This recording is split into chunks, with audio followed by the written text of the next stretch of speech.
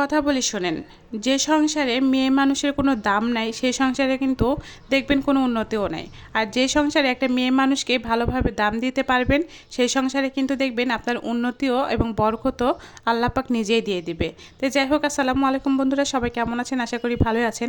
এটা হচ্ছে কেন বললাম, এটা হচ্ছে মেয়ে মানুষ আল্লাহর বড় একটা নিয়ামত, এই কারণে যে একটা মেয়ে মানুষ যদি অসুস্থ থাকে তাহলে দেখবেন তার পরিবারটা কিন্তু একদমই ধ্বংসের মধ্যে চলে যায়। এটাই হচ্ছে আজকে বাস্তব প্রমাণ। কারণ আমি আজকে সকালবেলা ঘুম থেকে উঠে চিন্তা করলাম যে না, আমার ঘরের পরিস্থিতি খুবই খারাপ। কেন পরিস্থিতিটি খারাপ আমি সেটা আপনাদেরকে একটু পরেই বলবো। কারণ আমি কিছুদিন যাবৎ ভীষণ অসুস্থ। তো ভীষণ অসুস্থ থাকার কারণে তো চিন্তা করলাম যে আজকে তো আমি কিছুটা দিন ঘর দর গোছাতে পারি নাই। তো এগুলো হচ্ছে আমি ভালোভাবে আজকে ঘর টর গোছাবো। আর কি অবস্থা হয়ে আছে, কেমন হয়ে আছে সেটাও কিন্তু আপনাদেরকে দেখাবো।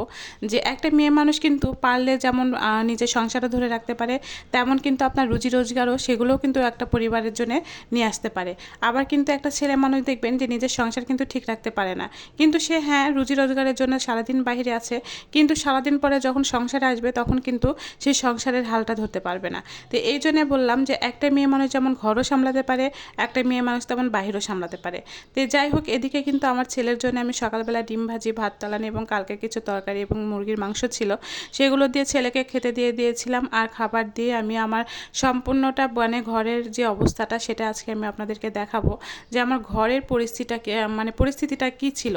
যে আমি অসুস্থ থাকলে আসলে ঘরের মনে হচ্ছে আমার ঘরে কোনো জিনিসপাতি নাই, সব কিছু এলোমেলো হয়ে আছে। মানে কি যে অবস্থা, আমার তো এমনি ছোট্টগুলো মানে ছোট্ট বাসা, ছোট্ট রুম, ছোট্ট সব কিছু মাশাআল্লাহ আমার উপরে এবং নিচে দিয়ে কিন্তু আমার চলে যায়, সমস্যা হয় না। কিন্তু তারপরেও দেখেন আমি কিন্তু হচ্ছে আমার মানে এগুলো দেখে আমার নিজেরই কেমন জানি মনে হচ্ছে যে আল্লাহ, আমি কি বাসায় ছিলাম না না এরকম কেন হয়েছে। যদি আমি যখন বাইরে যাই তখনও কিন্তু আপনার ভাইয়া এরকম পরিস্থিতি করেই রাখে।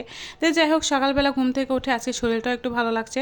তো চিন্তা করলাম সব কিছু আজকে ঠিকঠাক করব। তো সব কিছু ঠিকঠাক করার পরে দেখেন এক তুড়িতে কিন্তু হয়ে যায় না। এই যে কাজগুলো দেখছেন, এই কাজগুলো কিন্তু আমার করতে সারা দিন সময় লেগে গিয়েছিল। আজকে গোছল খাওয়া করতে করতে কিন্তু আমার বেলা 4টা বেজে গিয়েছিল। তারপরেও চিন্তা করলাম যে না, আজকে তো আমি একটু হচ্ছে এগুলো করব, আর এগুলো ছাড়া কিন্তু আমার একদমই ভালো লাগছে না। তো দেখেন এই যে আমি হয়তো বা এক তুড়িতে করে ফেলছি তা কিন্তু না। বললাম না যে আমার সারাদিন সময় লাগছে শুধুমাত্র এই কাজগুলো করতে। আর এই কাজগুলো করতে যে আমার কতটা কষ্ট হয়েছে সেটা কিন্তু একমাত্র আমি জানি। ওই যে বললাম যে একবারে সব কাজ করলে কিন্তু একটা মেয়ে মানুষের খুবই কষ্ট হয়। আর এই যে অসুস্থ হয়ে পড়ে থাকার পরিস্থিতিটা, এটাই বুঝতে পারছেন। এখনও কিন্তু আমার হচ্ছে বাথরুমের মধ্যে এক বালতি কাপড় ভিজানো আছে, অলরেডি কিন্তু আমি কিছুটা খেচে দিয়েছি, আরও কিছু ভিজানো আছে। তো সেগুলো আমি ঠিকঠাক করে নিব। আর এই যে এখন সব কিছু ঠিকঠাক করে নিয়ে মনে হচ্ছে আমি ঘরটায় বসবাস করি। এতক্ষণ মনে হচ্ছিল যে আমার ঘরে মনে হয় কোনো মানুষই বসবাস করে না। আমি কি খাইছি, কি করছি, কিভাবে চলাচল হয়েছে, এই যে এই অবস্থা বা এই পরিস্থিতি, যখন যেভাবে পারছে সে তখন সেভাবে আসলে সংসারটা চালাইছে। তো যাই হোক, আজকে এইভাবেই আমি হচ্ছে সব ঠিকঠাক করে নিলাম। নেওয়ার পরে এই যে এখন রান্নাবাড়ির পালা। রান্নাবাড়ি না করলে তো আর খাওয়া হবে না। তো যাই হোক, রান্নাবাড়িও করতে হবে। তো সবাই কিন্তু একটা কথা আপনাদেরকে বলে রাখবো, যে অনেকেই কিন্তু আপনারা এই জিনিসটা মনে করেন যে একটা মেয়ে মানুষকে আপনারা দাম দেন না।